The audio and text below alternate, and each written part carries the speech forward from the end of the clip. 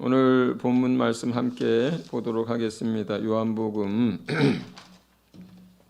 14장입니다. 요한복음 14장 16절에서 24절까지 말씀을 한 절씩 저하고 천천히 교독하도록 하겠습니다. 요한복음 14장 16절에서 24절 제가 먼저 읽습니다. 내가 아버지께 구하겠으니 그가 또 다른 보혜사를 너희에게 주사 영원토록 너희와 함께 있게 하리니 그는 진리의 영이라. 세상은 능히 그를 받지 못하나니 이는 그를 보지도 못하고 알지도 못함이라. 그러나 너희는 그를 아나니 그는 너희와 함께 거하시며 또 너희 중에 계시겠습니다. 내가 너희를 고아와 같이 버려두지 아니하고 너희에게로 오리라. 좀 있으면 세상은 다시 나를 보지 못할 것이로되 너희는 나를 보리니 이는 내가 살아있고 너희도 살아있겠습니다. 그날에는 내가 아버지 안에 너희가 내 안에 내가 너희 안에 있는 것을 너희가 알리라.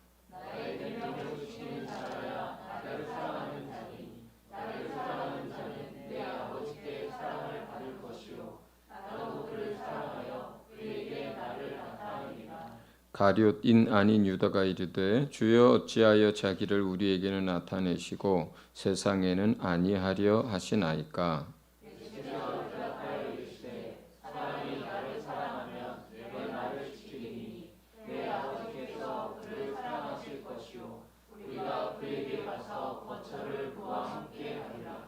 나를 사랑하지 아니하는 자는 내 말을 지키지 아니하나니 너희가 듣는 말은 내 말이 아니요 나를 보내신 아버지의 말씀이니라. 아멘. 대화의 문제예요. 근데 대화의 상대가 주님이 되는 거고요. 그런데 대화를 하되 일상 속에서 자주 많이 일상의 삶을 함께하면서 이제 주님하고 대화하는 것에 대한 것입니다. 자, 주님과 대화를 떠나서 우리가 평소에 다른 사람들과 대화하는 거를 한번 좀 돌아볼 필요가 있습니다. 왜냐하면 우리가 평소에 다른 사람들과 대화하는 모습, 습관, 내용 이것과 주님과의 이 대화 문제가 그렇게 다르질 않아서 그래요. 그러니까 어떤 사람들은 이게 이제 성격이나 습관의 문제이기도 하고 또 오늘 여기 이제 본문에 써놓은 것처럼 친밀함의 문제이기도 하고 관계의 문제이기도 하거든요. 근데 우선은 우리가 평소에 다른 사람들과 하는 그 대화 습관이나 성격을 한번 좀 돌아보면 좋을 것 같습니다. 저희 집사람은 저한테 컴플레인을 여러 가지 하는 것 중에 하나가 왜 얘기를 좀 안 하냐. 그러니까 아주 중요한 것조차 어떤 경우는 교회에서 광고하면서 들을 때가 많고 사역자 모임에서 내가 얘기하면서 비로소 그 내용을 들을 때도 많습니다. 우리 집사람이. 근데 그런 얘기를 들을 때마다 제가 좀 가슴이 찔려요. 마음에. 참 미안한 마음이 있고. 그런가 하면 아들 요한이하고는 참 제가 대화를 잘하는 편입니다. 그러니까 지금 이제 30살이 다 됐지만 별의별 얘기들을 참 이렇게 디테일하게 얘기를 잘 해요. 근데 아들이 저하고만 얘기를 잘하는 게 아니라 엄마하고도 얘기를 참 잘합니다. 그래서 뭐 공부하는 이야기, 신앙 이야기, 다른 사람들과의 관계 이야기, 또 뭐 장래에 대한 이야기 이런 것들을 평소에는 일주일에 한 번 이제 저희로서는 월요일 날 저녁이고 요한이에게는 이제 주일 날 저녁에 주로 많이 매번 통화를 했는데 요즘은 본인이 좀 외롭고 힘든지 수시로 또 전화를 합니다. 자, 그런데 왜 이렇게 다를까요? 아들하고는 얘기를 좀 많이 하는 편인데 아내하고는 얘기를 그렇게 이렇게 많이 자주를 하지 못하는 편이에요, 제가. 근데 성도들하고는 제가 좀 어떤 편인가요? 제가 볼 때 좀 말을 잘 안 하는 사람, 좀 과묵한 편에 있는 사람이 아닐까 싶어요. 제가 조금 겸연쩍어 하는 시간이 있는데 김포에서 이제 제 차에 사람들을 태우고 이제 서울로 올 때도 어떨 때는 제가 노력하지 않으면 의도적으로 말을 꺼내지 않으면 태우고 나서 한두 마디 인사하고 나서 여기까지 올 때까지 한 마디도 안 할 때도 있어요. 예. 그리고 제가 작정을 하고 이 사람하고 좀 교제를 해야 되겠구나 하고 불러서 같이 차 마시면서 얘기 나눌 때는 얘기하려고 만났으니까 이런저런 얘기를 하지만 평소에 이렇게 얘기를 대화를 자주 하는 편은 아닙니다. 이게 뭐예요? 제 성격이에요. 제가 좀 이렇게 다정다감하고 사람들하고 조곤조곤하게 이렇게 모든 사람하고 얘기를 많이 하고 그런 편은 아니고 저는 꼭 문제가 있거나 아니면 얘기해야 할 어떤 사안이 있어서 그러니까 그걸 내가 나누려고 할 때는 충분히 얘기를 하는데 그렇지 않은 경우는 성격적으로 이렇게 얘기를 많이 하는 편이 아닙니다. 여러분은 어떠세요? 사람마다 다 다르시겠죠?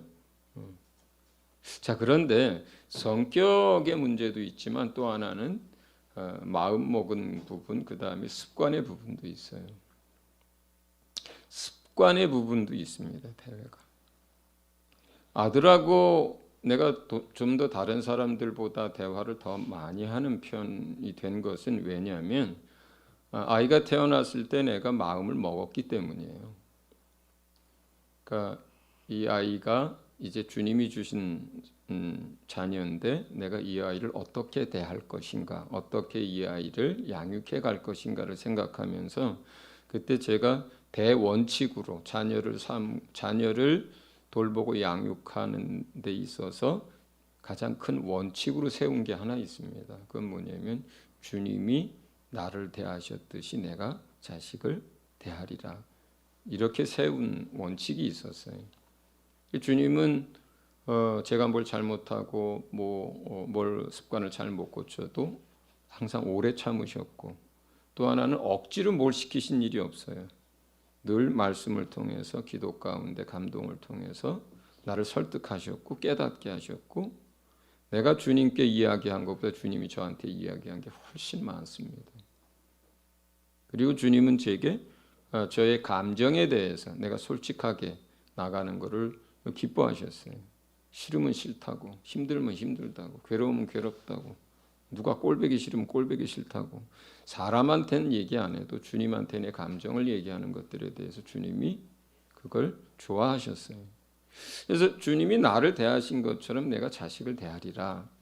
이렇게 처음부터 마음을 먹고 방향을 잡은 것이 사실은 그래서 아이가 말을 떼고 말을 시작할 때부터 아이하고 대화를 많이 했어요.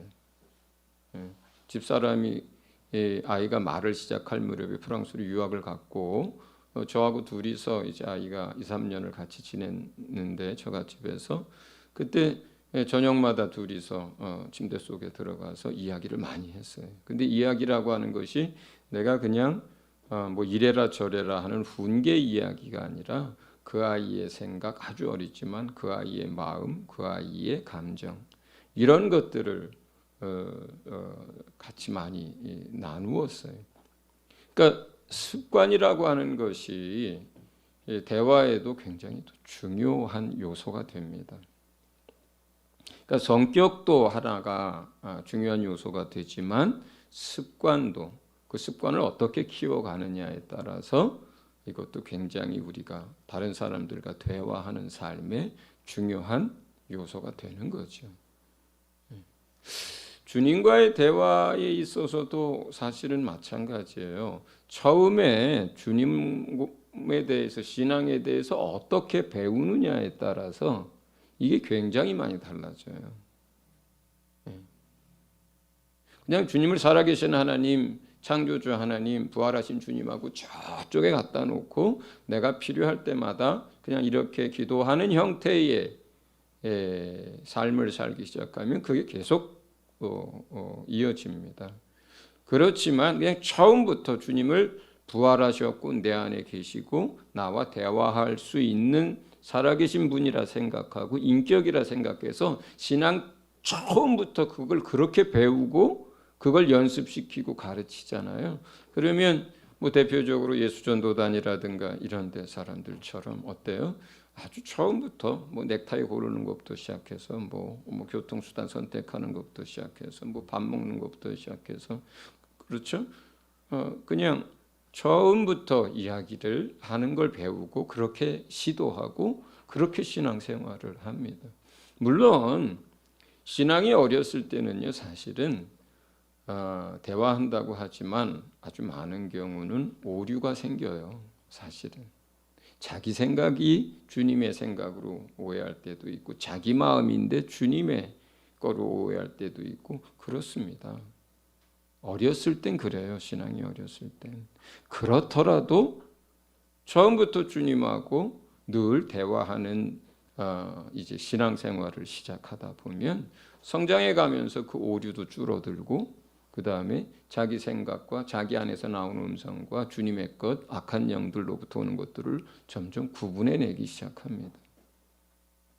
그러니까 주님과에 있어서도 습관이 중요하고 또 주님과에 있어서도 어떻게 해요? 자기 성격대로 그렇게 해요. 좀 말수가 좀 적고 그냥 뭐든지 다 알아서 하고 혼자 이렇게 하는 게 습관이 된 사람들이 있잖아요.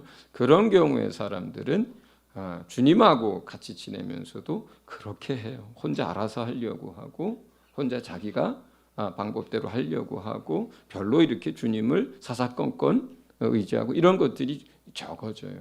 저는 초등학교 4학년까지 부모님과 생활을 하다가 5학년 때 서울로 유학을 왔습니다. 지금은 저희 태어난 집에서 여기까지 차로 40분밖에 안 걸리지만 그 당시는 이제 4km를 걸어서 나오고 다시 버스를 타고 신촌으로 와서 다시 이쪽으로 내려오고 하면 뭐 2시간 반 막 이런 식으로 걸려서 그래서 이제 5학년 때부터 사실은 뭐 친척 집에 이렇게 돌아 이렇게 몇 집에서 지냈지만 또 이렇게 대화할 만한 대상들이 아니셨기 때문에 5학년부터 저는 이제 가정통신문에 뭐 써오라 그러면 제가 다 이렇게 써가지고 갖다가 내고 뭐 도장 찍으라고 하면 다 제가 찍어가지고 갖다가 내고 뭐 한 달에 한 번이나 2달에 한 번 또 이제 이렇게 집에 내려오면 그때 혹시 이제 아버지한테 뭘 이렇게 해야 하면 그때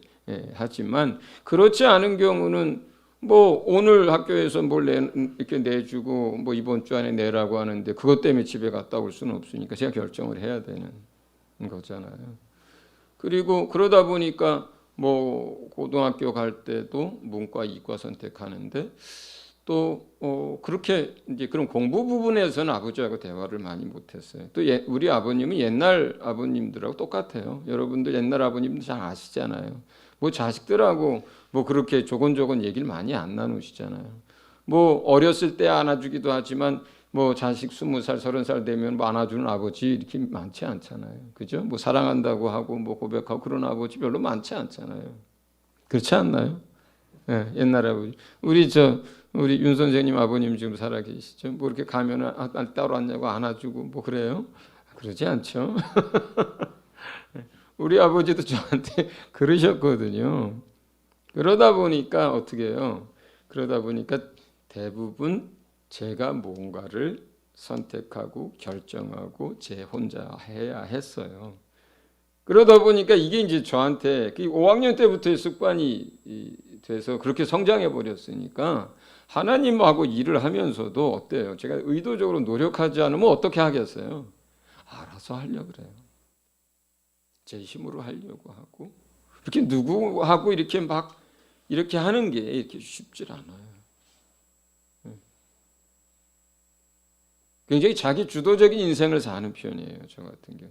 그래서 사실은 저희가 담임 목사가 있고 사역자가 여럿이 있지만 그래도 이렇게 팀 사역처럼 사역자들과 함께 사역을 꾸려 나갈 때 사실 저는 의도하고 작정했기 때문에 그게 가능한 거예요. 마치 내가 아들이 태어났을 때 의도하고 작정하고 그렇게 하리라 방향을 세웠던 것처럼 제가 저의 단점이 그런 걸 아니까 저의 단점 중에 하나는 자기 주도적일 뿐만 아니라 자기 확신도 강한 사람이에요. 그러니까 이런 사람들은 추진력도 있고 결단력도 있고 뭔가 일을 저지르고 앞으로 끌어나가지만 그러나 그런 사람들이 가장 큰 단점은 뭐예요? 자기 주도적이고 자기 확신이 강할 때 오류가 자꾸 생긴다는 거예요. 잘못 판단해도 그것에 대한 지나친 확신을 가질 수 있어요, 제가. 그래서 제가 그러한 단점들도 알고 또 하나는 성령이 어떻게 교회 안에서 일하시는가에 대한 것을 주님으로부터 배웠기 때문에 성경으로부터 배웠기 때문에 사역자들 안에 함께 일하시는 성령님에 대한 신뢰, 사역자들에 대한 신뢰. 그래서 이렇게 팀 사역하듯이 어떤 것들을 함께 결정하고 묻고 이렇게 해가는 것들을 그건 뭐예요? 노력한 것이고 그 다음에 내가 방향을 정한 것이기 때문에 그래요. 그런데 제가 타고난 성정이나 아니면 장성할 때까지의 자라온 저의 배경은 그렇지 않아요. 그렇지 않아요.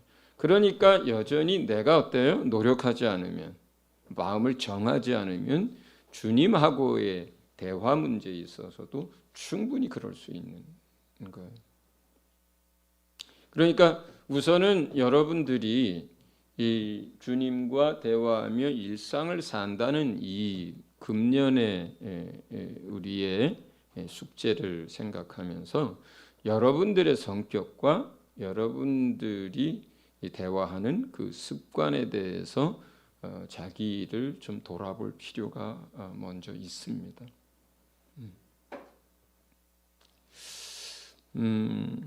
그런 면에서 이제 여러분들이 한번 좀 돌아보면서 이번 주 다음 주 그 적용을 좀 여러분 스스로 해보시기 바랍니다. 자, 그러면 이제 말씀을 가지고 이 부분들을 좀 차근차근 좀 오늘은 설명을 좀 해볼게요.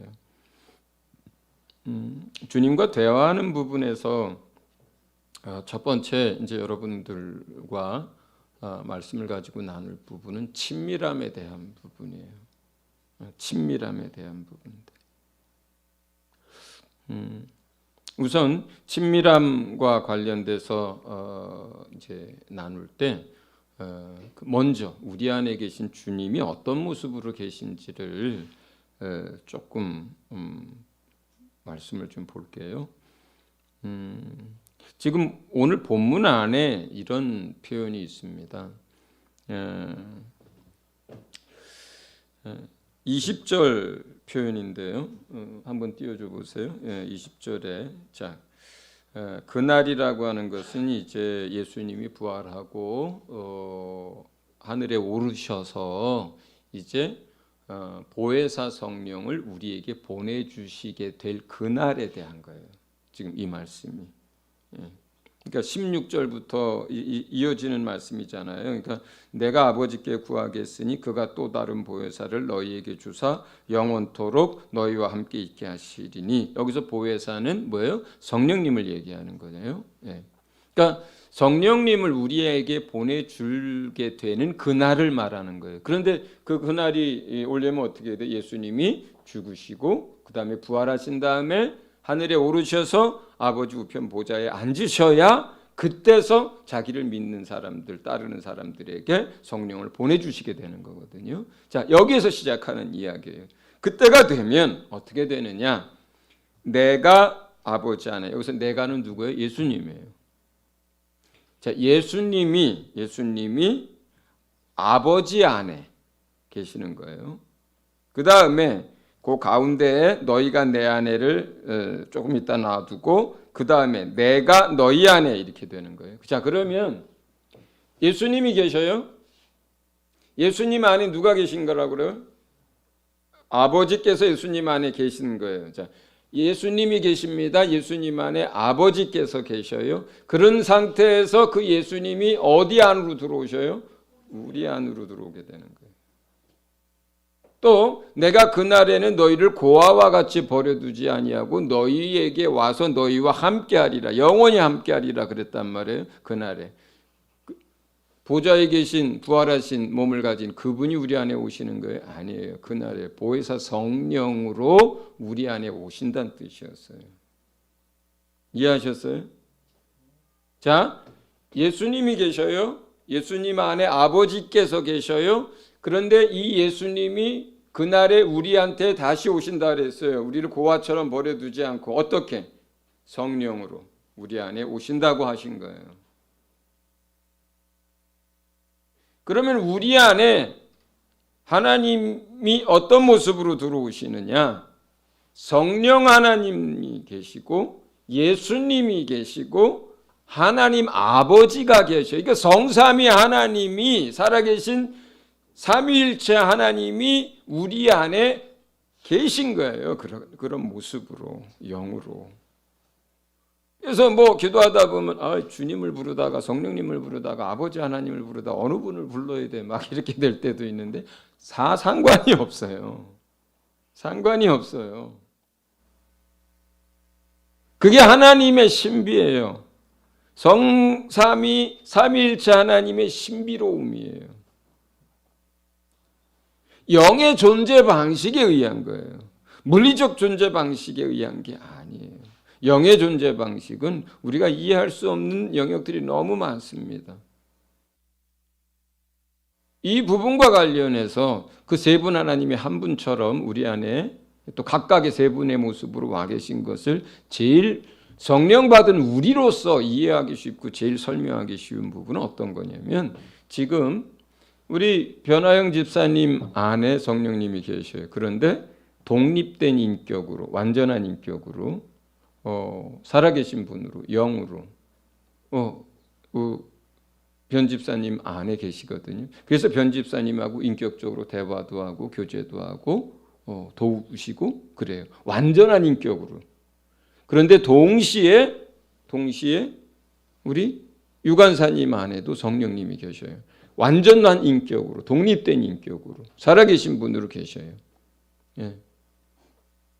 우리 물리적인 존재 방식으로라면 한 인격적 존재가 변집사 안에 계시다면 다른 데 있을 수가 없어요. 완전한 인격으로. 물리적인 존재 방식으로는. 한 곳에 완전한 인격으로 존재한다면 다른 곳에 완전한 인격으로 존재할 수가 없어요. 물리적인 방식은. 그런데 영의 존재 방식은 완전한 한 분 하나님으로서 변집사에게 그 안에 그것도 계신데 동시에 같은 시간에 미국에도 캐나다에도 성도 안에 그분이 동시에 존재하세요. 근데 그분도 완전하신 성령님, 여기도 완전하신 성령님, 완전한 인격, 독립된 부분으로 계세요. 근데 한 성령님이세요. 한 분이세요. 그 영의 존재 방식이 우리가 생각하는 물리적 존재 방식이랑 다르다는 거예요. 그렇기 때문에 우리 안에 어떻게 예수님이 성령님으로 오시고 성령님은 또 다른 분이고 그런데 또 우리 안에 아버지께서 계시고 뭐 우리 안에 성령님을 불렀다가 예수님 불렀다가 이게 다 가능할까? 영의 존재 방식으로 영이신 하나님이 존재하시기 때문에 가능한 거예요. 그게 가능한 거예요. 자, 지금은 이제 그 날이 된 거예요. 예수님은 우리를 대속을 위해서 죽으셨고 우리의 죄를 대신 갚아주셨고 그분은 하나님의 아들로서 부활하셨고 그분은 하나님 아버지가 그 아들에게 약속하시고 계획하신 대로 하늘에 오르셔서 하늘과 땅의 모든 권세를 얻으셨고 그리고 그분은 그가 약속하신 대로, 아버지께서 약속하신 대로 우리에게, 각 사람에게 성령을 보내주셨어요.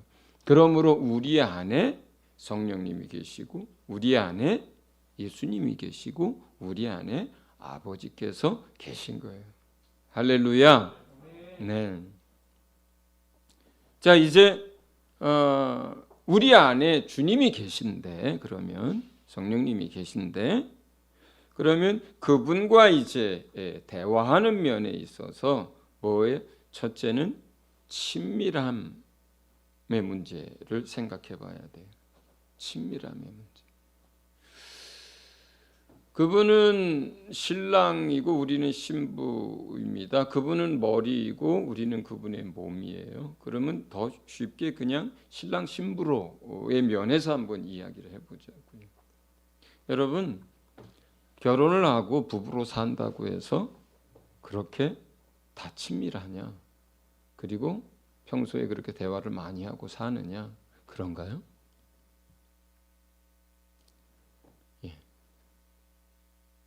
그냥 날마다 같이 사는데, 아침밥은 같이 먹는데, 또는 아침밥도 안 먹는데 그냥 부부로 살지만 진짜 대화 없이 사는 사람도 많습니다. 그렇지 않아요? 근데 예를 들어 사이가 나빠. 둘이서 사이가 나빠. 친밀하지 않아. 사랑도 식었고 정도 식었고 다 식었어. 의무만 남았어. 어떨 경우는 의무도 사라졌어. 그런 상태에서 사이가 나쁜 부부들이 뭔 대화를 그렇게 하고 살겠어요. 그렇죠? 부부지간의 대화를 많이 하려면 친밀한 그 사랑의 관계가 계속 유지돼야 대화가 가능해집니다. 그렇지 않나요? 저도 가끔은, 요즘은 참 저희가 키우는 개 때문에 가끔 툭탁거릴 때는 있어도 이렇게 한 30년 같이 살다 보니까 이제는 신앙도 술이 같이 성장을 했고 서로에 대한 이해도 깊어졌고, 그래서 이제 싸울 일이 사실 거의 없어요. 그렇더라도 혹시라도 1년에 한두 번이라도 몇 번이라도 이제 그런 티격태격하는 일이 생기면, 저는 집사람보다 뒤끝이 조금 더 길게 갑니다. 아침에 싸웠다 그러면 그날 저녁까지 갑니다. 점심 때 싸웠다 그날 저녁까지 갑니다. 저녁 때 싸웠다 그러면 그날 잠자기 전까지 뒤끝이 갑니다. 우리 집사람은 저보다 좀 더 빨라요. 헤헤 미안해 여보. 그럼 끝나요. 그럼 끝나요. 우리 집사람 뒤끝이 없어요. 근데 저는 그날 그렇게 이제 티격태격했다 그러면, 아침에 티격태격했으면 저녁 잠자리에 들 때까지, 점심에 그랬으면 저녁 잠자리에 들 때까지 그날을 넘기지 않아요. 우리가 주의 말씀에 순종하기로 작정했기 때문에. 그런데 어쨌든 그러고 나면 대화가 어떻게 돼요? 말이 하고 싶어지지가 않아요. 집사람이 와서 뭘 얘기해도 그냥 단답식으로 응, 아니, 그러고 말아요. 말하고 싶지가 않아. 마음에 뭐예요? 남아 있어서 그래. 뭐가 결국 부부지간에 친밀한 관계와 사랑과 신뢰의 관계들이 이렇게 친밀한 그것이 유지가 돼야 대화라고 하는 것이 계속 깊어지고 의미 있게 되는 것처럼, 주님과 우리 사이에 그 친밀함이 있어야 사실은 대화가 되는 거예요. 이건 습관의 문제로 해결될 수 있는 게 아니에요. 그러니까 어떤 다른 영역에서 성격이나 습관이라는 것이 주님과 우리가 대화하는 하나의 요소는 되지만, 대화하려고 하는 습관을 가진다 해도 그날 주님하고 내가 친밀한 관계에 있지 않다면 대화가 안 되는 거예요. 평소에 얘기를 잘하던 관계도 그날 싸우고 나면 대화가 어려운 거랑 똑같아요. 주님 인격이세요.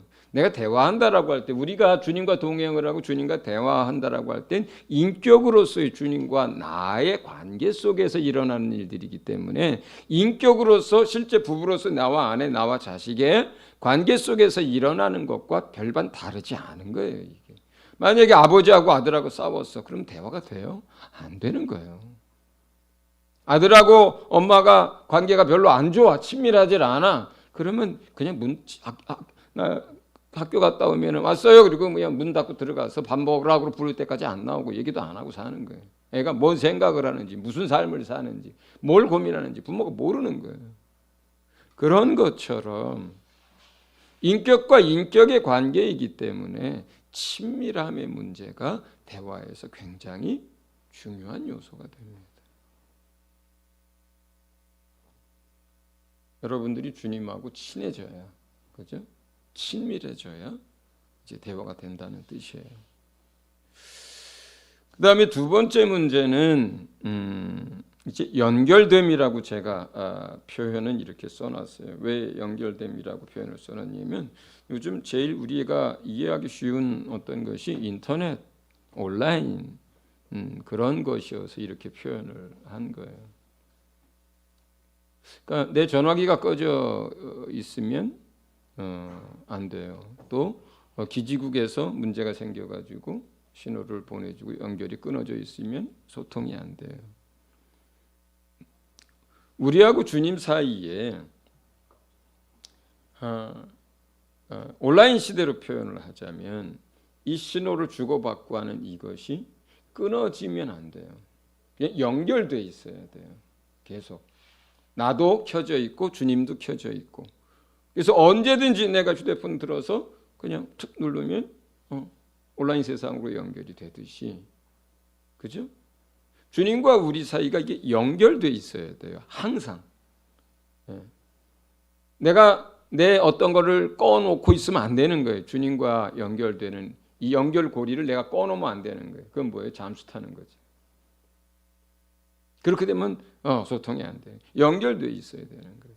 자, 그러면 이 연결돼 있는 것과 관련돼서 말씀을 잠깐 좀 먼저 전제가 되는 말씀을 좀 볼게요. 마태복음 27장 50절과 51절을 같이 한번 읽어봅니다. 시작. 예수께서 다시 크게 소리 지르시고 영혼이 떠나시니라. 이에 성소 휘장이 위로부터 아래까지 찢어져 둘이 되고 땅이 진동하며 바위가 터지고. 예수님이 이제 십자가에서 숨을 거두시는 그때에 휘장이 찢어졌는데, 누가복음은 그냥 휘장이 찢어졌다고 둘로 나뉘어졌다라고 표현하지만 마태복음은 위로부터라고 하는 단어를 하나 더 집어넣었어요. 왜냐하면 이 위로부터라는 얘기는 뭐예요? 사람이 찢은 게 아니라 하나님이 찢으셨다는 뜻을 표현한 거예요.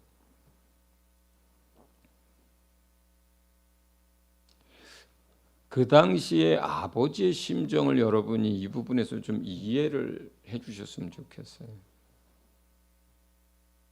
만약에 여러분의 육신의 아들이 아무 죄도 없는데 누군가를 대신 위해서 또는 사람들을 구하기 위해서 죽게 되는데, 그 일을 누가 얘기했느냐, 그렇게 하라고 누가 했느냐? 아버지가 했다고 쳐보자고요.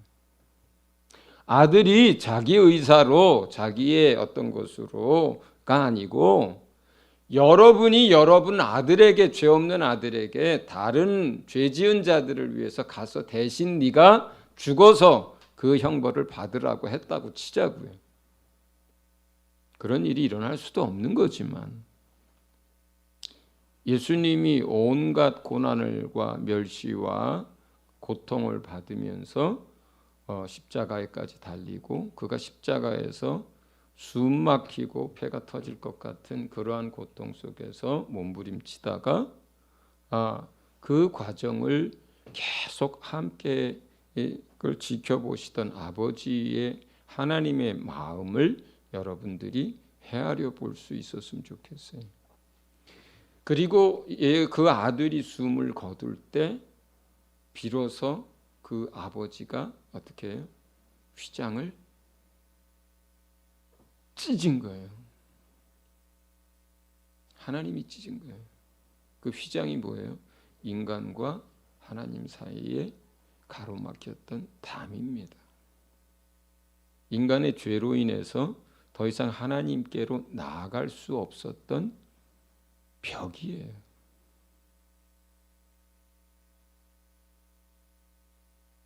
그 인간의 죄를 아들의 목숨으로 대신 갚고, 그리고 그 모든 것들을 보고 그 모든 상황 속에서 아버지는 그 아들은 몸이 아팠겠지만 아버지는 마음이 아팠겠죠. 아들이 당한 고통보다 아버지가 당한 고통이 조금도 덜하지 않다고 봐요, 저는. 그리고 그 벽을 허물기 위해서, 그 휘장을 찢기 위해서 아들을 내어주셨던 거거든요. 그리고 마지막으로 아들이 그 모든 걸 감당하고 숨을 거두는 그 순간에 아버지 하나님께서 직접 그 휘장을 찢은 거예요. 그리고 그것에 대해서 그것을 다르게 어떻게 표현하냐면 히브리서 10장 19절부터 22절은 이걸 이렇게 표현합니다. 같이 읽어봅니다. 시작. 그러므로 형제들아 우리가 예수의 피를 힘입어 성소에 들어갈 담력을 얻었나니 그 길은 우리를 위하여 휘장 가운데로 열어놓으신 새로운 길이요 휘장은 곧 그의 육체니라. 또 하나님의 집 다스리는 큰 제사장이 계심에 우리가 마음의 뿌림을 받아 악한 양심으로부터 벗어나고 몸은 맑은 물로 씻음을 받았으니 참 마음과 온전한 믿음으로 하나님께 나아가자.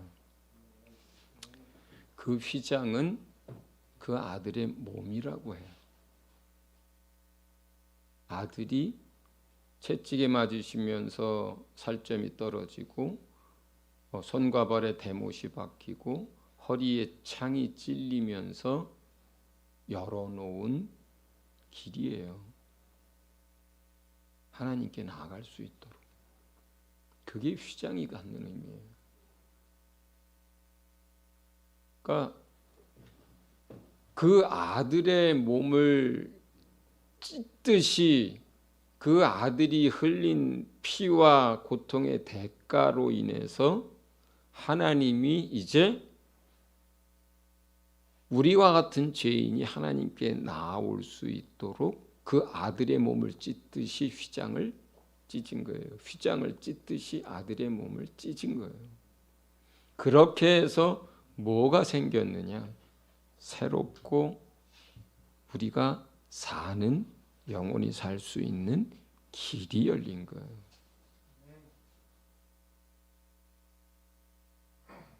길을 열어놓으셨어요.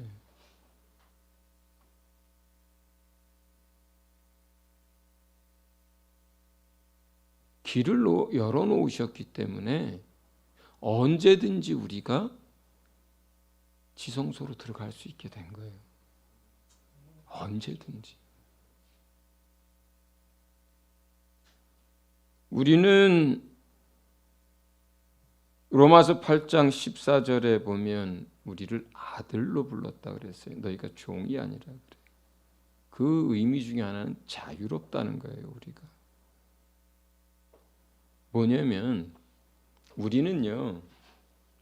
베드로전서 2장 9절에는 우리를 왕과 같은 제사장이라고 부릅니다. 제사장을 한번 여러분 생각을 해보세요. 제사장은 성소의 성막을 비유로 들자면 뜰 안에도 언제든지 거하면서 물두멍이든 제단이든 뜰에서의 무엇이든 원하는 대로 자유롭게 다니면서 일을 하고 거할 수 있습니다. 제사장은 그 다음에 성소에 들어가서 기도하는 일이든 섬기는 일이든 무엇이든지 다 할 수 있습니다. 그런데 지성소에는 대제사장이 1년에 한 번 속죄일에만 들어갈 수 있었어요. 왜요? 길이 없었기 때문에 그래요. 휘장으로 막아놨기 때문이에요. 그런데 지금 어떻게 돼요? 그 휘장을 아버지 하나님이 그 아들이 숨을 거둘 때 그걸 찢었어요. 더 이상 휘장이 존재하지 않습니다. 그러면 제사장은 뜰이 됐든 성소가 됐든 지성소가 됐든 아무 때나 마음대로 들어가고 나갈 수 있는 거예요. 어디서나 언제든지 무슨 일을 가지고든지. 이렇게 해놓으신 분이 누구예요? 아버지. 그렇게 해놓으신 분이 누구예요? 예수님이에요. 그렇게 해놓으신 분이 누구예요? 성령님이에요. 그분이 우리 안에 계신 거예요. 성삼위 하나님이. 그 얘기는 이제부터는 우리가 언제든지 아무 때든지 어디서든지 주님께로 나갈 수 있다는 거예요. 하나님께로 가는 길이 열려 있기 때문에. 이제 길이 열린 거예요. 온라인 시대라고 표현한다면 이제 뭐예요? 이제 온라인이 개통이 된 거예요. 아무 때나. 할렐루야. 그렇기 때문에 길은 열어놨는데 내게 오라고, 나하고 이야기를 나누자고, 내가 주는 걸 받으라고 길을 열어놨는데 우리가 주님 앞으로 안 나간다면 어떻게 돼요? 우리 손해인 거죠. 우리 손해인 거예요. 아버지 하나님은 우리가 아버지께로 올 수 없어서 그 아들의 몸을 찢으면서 그 길을 열어놨는데 우리가 아버지께로 안 나간다면, 그렇다면 아버지는 가슴 아프겠고 우리는 손해의 삶을 살겠죠. 그렇죠? 예. 여기서 중요한 것이 뭡니까? 이제 연결됐다는 거예요. 이제 길이 열렸다는 거예요. 아무 때나 어디서나. 그래서 이제 우리가 주님 앞에 나아갈 수 있습니다. 자, 이제 이렇게 길이 만들어지고 연결된 상태에서 우리가 그럼에도 불구하고 휘장이 찢어지고 길이 열렸고 온라인으로 연결이 됐는데도 불구하고, 영으로 연결이 됐는데도 불구하고 그분 앞으로 갈 수 없는 그런 상태가 두 가지 이유로 존재합니다. 그 모든 이유는 전적으로 하나님께 있는 게 아니라 우리에게 있어요. 첫 번째는 고린도전서 3장 16절 17절을 한번 같이 읽어보겠습니다. 같이 읽습니다. 시작. 너희는 너희가 하나님의 성전인 것과 하나님의 성령이 너희 안에 계시는 것을 알지 못하느냐. 누구든지 하나님의 성전을 더럽히면 하나님이 그 사람을 멸하시리라. 하나님의 성전은 거룩하니 너희도 그러하니라. 아멘.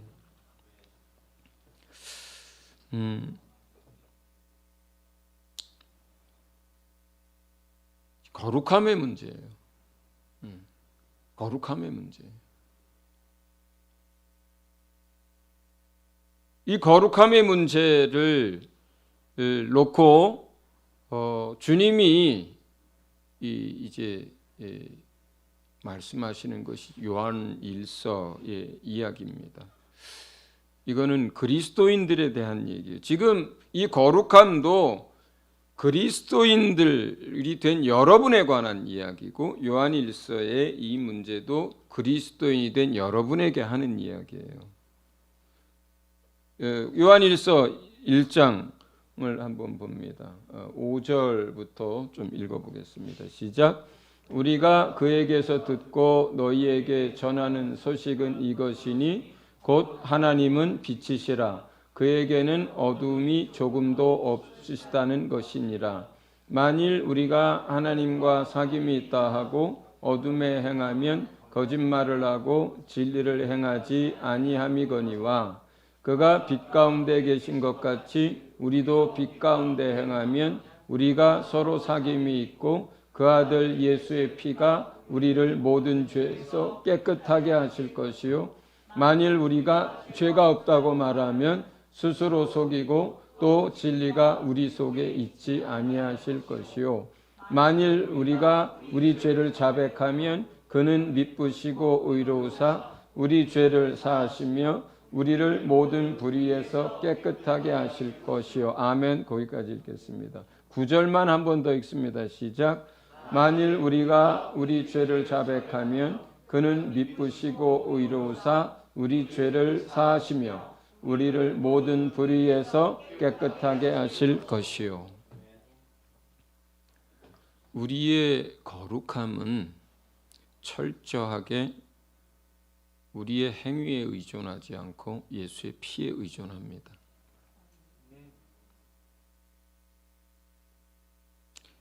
그 말은 우리가 어둠 속에서 살아도 된다는 뜻이 아니라 우리가 빛 가운데서 살아야죠. 빛의 자녀이니까. 하나님의 자녀이니까 당연히 우리가 빛 가운데서 살아가야 합니다.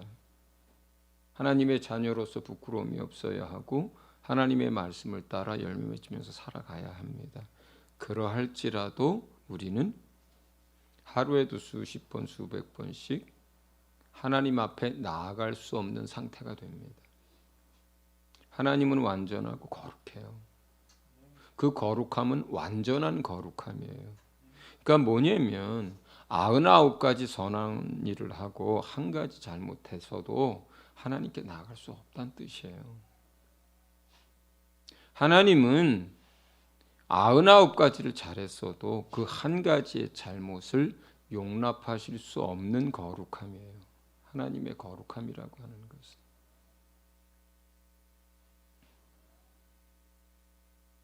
또 우리의 거룩함이라고 하는 것도 마찬가지입니다. 우리는 99가지 선한 일을 했다고 해서 거룩해지질 않아요. 한 가지라도 잘못을 했다면 그 한 가지로 인해서 우리는 거룩하지가 않습니다. 하나님 앞에 나아갈 수 있는 거룩함이라고 하는 것은 전적으로 그래서 예수 그리스도의 피에 의존합니다. 이 사실을 잊으면 안 되는 거예요. 예수의 피가 없이는 우리는 하나님이 요구하시는, 하나님이 말씀하시는 그 거룩함에 도달할 수가 없어요. 그게 우리예요. 우리가 육체, 죄성을 가지고 있는 육체를 가지고 이 땅에서 사는 한은 그거 변할 수 없는 거예요. 우리가 얼마나 성장했든 우리가 얼마나 열심으로 주님을 섬기든 그것으로 그 문제가 해결되지 않습니다. 오직 거룩함의 문제는, 우리의 완전함의 문제는 철저하게 우리가 예수의 피를 의존하는 데 있어요. 우리가 이 사실들을 잊어버린다면 우리는 그 순간에 이미 스스로 자기 의에 도취되고 교만함으로 빠져버립니다. 정죄하는 자가 되고 자기 의를 자랑하는 자가 되고 내가 하면서 나를 드러내는 자가 됩니다. 인간의 죄성은, 우리 안에 남아있는 죄성, 육체 가운데 있는 죄성은 그런 거예요. 그렇기 때문에 우리가 거룩하여져야 하나님 앞에 나아갈 수 있는데, 우리가 당연히 빛 가운데서 살고 의를 행하는 삶이어야 하지만, 그러나 하나님 앞에 나아갈 수 있는 충분 조건을 다 채울 수가 없어요. 완전하게 채울 수가 없어요. 그래서 우리가 빛 가운데 살면서 또 의를 행하는 가운데서도 날마다 매 순간 우리의 연약함과 허물과 부끄러움들로 인하여 예수님 앞에 우리의 것들을 자백하고 고백할 때 비로소 우리는 완전해집니다. 그리고 비로소 우리는 하나님의 얼굴을 보게 되고 하나님의 음성을 듣게 되고 하나님과의 깊은 만남과 대화가 이루어지는 거예요. 할렐루야. 네. 아버지께서 친히 그 아들의 육체를 찢어서 열어놓으신 그 길에 날마다 그 아들 예수의 피를 힘입어서 나아갈 수 있기를 예수 이름으로 축원을 드립니다. 마지막으로 이 연결된 상태에서 충분한 소통이 이루어지려면 어떤 것이 또 우리가 그 제한을 받고 있고 벗어나야 하냐면 성장의 문제입니다. 성장의 문제. 그럼 그리스도 안에서 어린아이란 어떤 것을 그리스도 안에서 어린아이라고 하느냐?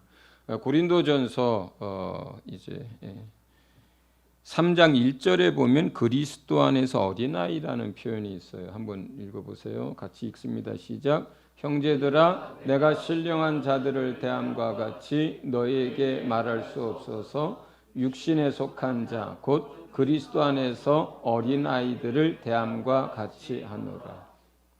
그리스도 안에 있는 사람들에 대한 거예요. 여러분들에 대한 이야기예요. 우리에 관한 얘기예요. 예수 믿는 사람 얘기라는 거예요. 그런데 그리스도 안에서 누가 있어요? 어린아이가 있어요. 이 어린아이는 누구를 그리스도 안에서 어린아이라고 불러요? 육신에 속한 자를 그리스도 안에서 어린아이라고 부르는 거예요.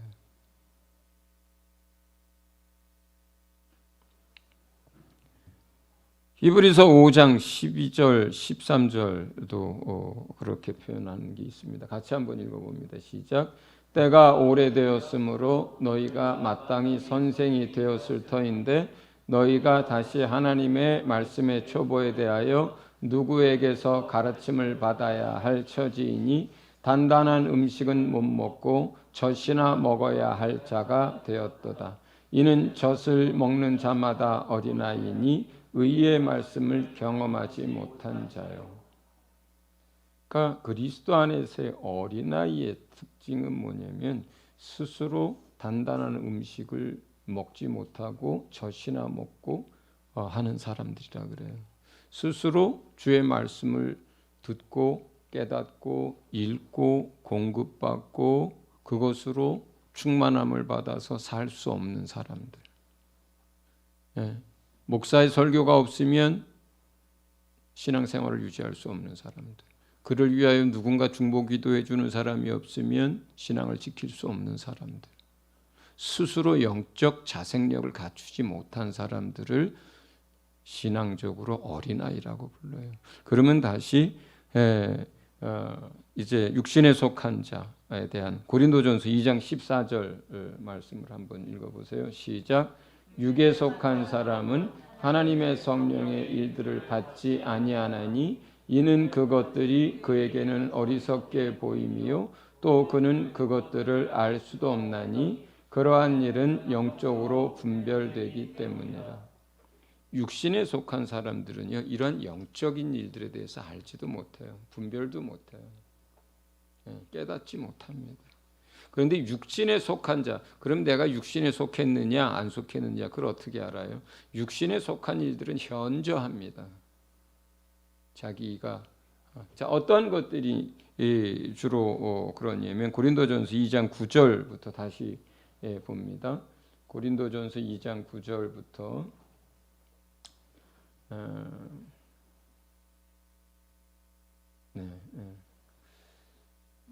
다시 11절로 넘어가 볼게요. 시간이 없으니까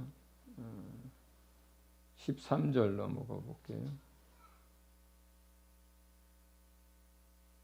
15절 거기 없나요? 없네요.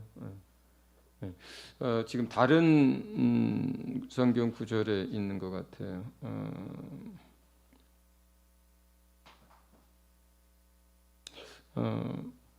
갈라디아서에 있을 것 같은데 육신에 속한 사람들은 시기하는 자들이고 다투는 자들이고 육체 정욕을 따르는 자들이고 그리고 또 교만한 자들이고 욕심을 따라 행하는 자들이고 이러한 것들이어서 현저하게 이것이 세상에 속한 거고 육체의 소욕에 속한 것이라고 하는 것들을 우리가 금방 알아요. 만약에 여러분들이 다른 사람들을 시기하고 만약에 여러분들이 다른 사람들과 다투고 여러분들이 욕심에 끌려서 살고 육체 정욕에 끌려서 행동하고 또 정죄하고 막 나뉘고 그러고 있다면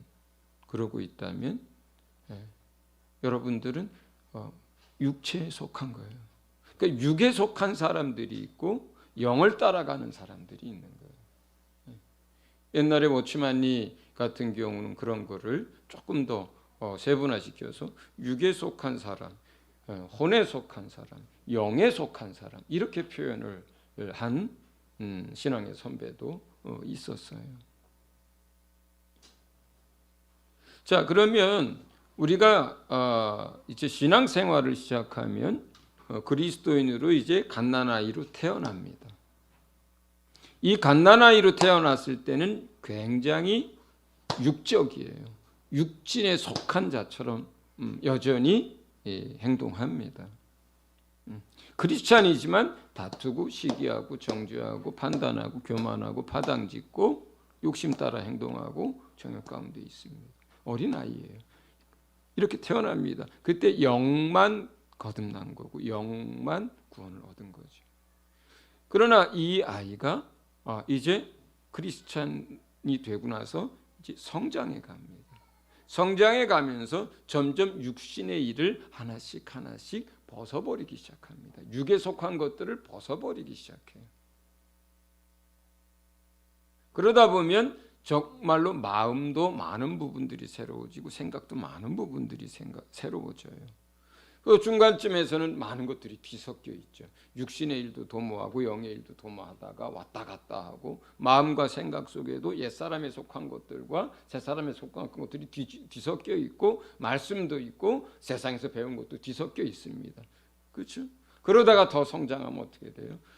세상에 속한 것들을 분리시켜내기 시작하고 버리기 시작하고 또 육신에 속한 것들을 절제하고 끊어내기 시작하고 옛사람에 속한 것들을 끊어내기 시작하면서 뭐예요?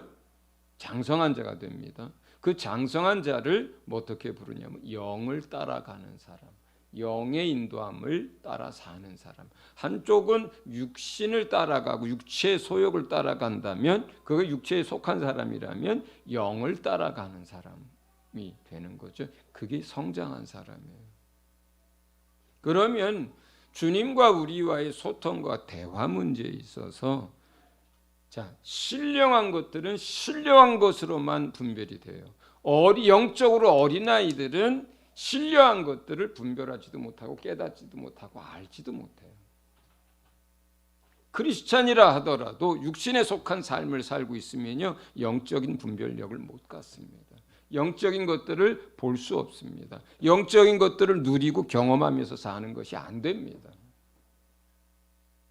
영적인 것은 성령에 관한 것은 영적인 것으로만 가능한 거예요. 그게. 그러니까 크리스찬이어도 교회 나오는데도 하나님의 역사, 성령의 역사들을 마귀의 역사라고 하고 회방하고 하나님의 신실한 주의 종들을 음해하고 뭐가 틀렸다고 하고 정죄하고 하는 일들이 얼마나 많이 일어납니까? 교회 안에서조차. 왜 그래요? 크리스찬이지만 영적으로 어리기 때문에 영적으로 어리다는 것은 영적인 것들을 신령한 것들을 성령의 역사들을 분별할 수 있는 힘도 능력도 감각도 없기 때문에 그러한 우를 범하고 죄를 짓는 거예요. 그러면 어떻게 해야 돼요? 빨리 우리가 그 육에 속한 자에서 자꾸 성장해서 영적인 사람이 되고 영적인 것들의 인도함을 받아야 그러한 것들을 분별하고 이해하고 또 그러한 일에 함께할 수 있게 되는 거예요. 만약에 어떤 크리스찬들이 오늘도 육에 속하고 육적인 삶을 살고 또 그 가운데서 시기하고 질투하고 다투고 욕심에 끌려 살고 있다면 이 사람이 주님과의 길이 열려 있다 하더라도 주님께로 나아갈 수 있을까요? 그건 영으로 하는 것이기 때문에 주님이 영이시기 때문에 영으로 만나고 영으로 대화하고 영으로 느끼고 영으로 듣고 영으로 역사하는 거예요. 주님이 영이에요. 그러니까 내가 영이 활성화돼서 영으로 나누는 거예요. 그런데 내가 영이 활성화되지 않고 어떻게 돼요? 육에 속해 있어요. 육적이야. 그러면 이게 되겠어요? 안 되겠어요? 안 되는 거예요. 길이 열려 있어도 안 되는 거예요.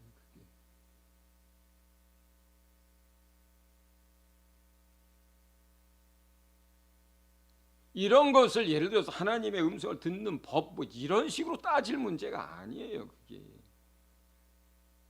무슨 스킬 얘기하는 게 아니에요. 기술 얘기하는 게 아니에요. 이게 하나님과의 관계라고 하는 것은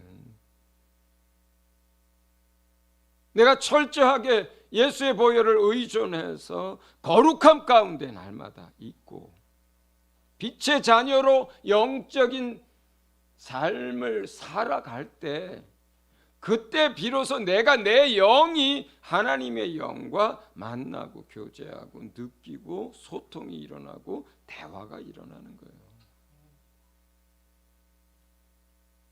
이게 전제예요. 이런 것 없이 그냥 내가 무슨 시장에 가면서 뭘 골라주세요. 또 무슨 뭘 어떻게 이러한 습관이나 방법으로 되는 문제가 아니에요. 이게 우리가 영적으로 어린 상태에서 도리어 그렇게 하게 되면 어떻게 돼요? 잘못 받아들이고 잘못 판단하고 잘못 듣는 일도 부지기수로 일어나요. 그렇다고 해서 그러한 습관이나 시도를 하지 말라는 게 아니에요. 그건 다음 시간에 다음 주에 말씀을 드릴 거예요. 그렇게 할 거예요. 우리가 그렇게 해야 합니다. 그러나 그것으로 되지 않는다는 거예요. 방법으로 되는 문제가 아니라는 거예요. 습관의 문제가 아니라는 거예요.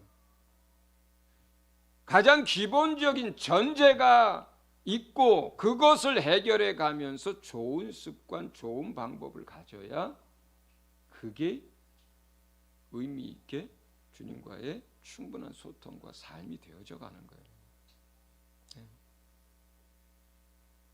그래서 오늘은 사실은 우리가 주님과의 날마다 대화하며 일상을 살고 소통하기 위해서 대전제에 관해서 여러분에게 말씀을 드린 겁니다. 주님과 친밀해져야 한다. 주님과 친밀해져야 한다. 그리고 우리가 주님과 이미 영과 영으로 마치 온라인으로 한국에 있는 사람과 미국에 있는 사람, 전 세계에 있는 사람들이 온라인으로 연결된 것처럼 영으로 주님과 우리가 연결되어 있다. 이 연결된 이 상태에서 이제 우리가 주님 앞으로 나아가야 되는데 거룩함의 문제와 육체 소욕에 잡히고 그 소욕을 따르는 문제 이것이 그것을 해결하는 것이 중요하다. 그래야 주님 앞에 언제든지 어느 때든지 마음껏 주님과 소통하고 주님께 나아갈 수 있다. 이미 주님은 우리 안에 와 계십니다. 할렐루야. 우리가 살았고 주님도 살았습니다. 할렐루야. 여러분의 영혼은 거듭났고 산 자가 됐습니다. 그리고 부활하신 주님이 살아계신 주님이 우리 안에 계십니다. 그리고 아버지 하나님께서 여러분 그 아들의 육체를 찢듯이 휘장을 찢어서 길을 열어주셨습니다. 날마다 그 보혈을 의지하여 우리 주님 앞에 담대히 나아갈 수 있기를 예수 이름으로 축원을 드립니다. 네, 같이 우리 한 목소리로 주님의 사랑을 더 많이 누리며 주님 사랑하며 그 사랑에 거할 수 있도록 친밀한 주님과의 관계가 될 수 있도록 또 열어주신 그 은혜에 감사와 더불어 날마다 그 보혈을 의지하여 주님 앞에 나아갈 수 있도록 또 우리가 육체에 속한 어린아이에서 영의 인도함을 받는 장성한 그리스도인으로 자라가도록 한 목소리로 같이 이 시간 기도하겠습니다.